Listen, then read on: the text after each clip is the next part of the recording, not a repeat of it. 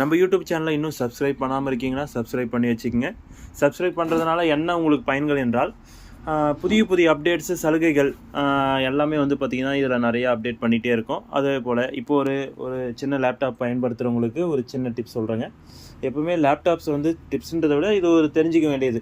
இந்த mouse pad, இந்த கீபோர்டே முழுமையாக பயன்படுத்தாதீங்க. அது எவ்வளோ விலை உயர்ந்த லேப்டாப்பாக இருந்தாலும் சரி, விலை குறைவாக வாங்கினாலும் சரி. ஏன்னா இது வந்து பார்த்திங்கன்னா ரொம்ப கீபோர்டு சாஃப்ட்டுங்க. ஒரு குறுகிய காலத்திலே தேஞ்சிரும். மவுஸ் வந்து லேயரே தேஞ்சி வந்துடும் பட்டன்ஸ் எல்லாம். ஆகையால் நிறைய நீங்கள் பயன்பாடு இருக்கும்போது, நிறைய டைப்பிங் ஒர்க்லாம் பண்ணுறீங்க, கோடிங் ப்ரோக்ராமிங் போது ஒரு எக்ஸ்டர்னல் கீபோர்டு ட்ராவல் என்ன எடுத்துகிட்டு போக முடியாதுன்னா, நீங்கள் ஒரு இடத்துல பயன்படுத்துகிற இடத்துல பெருசாக வச்சிங்க. அப்படின்னா மினி கீபோர்டு கூட ட்ராவலுக்குன்னு வருது. அந்த மாதிரி மினி கீபோர்டு கூட பயன்படுத்திக்கங்க.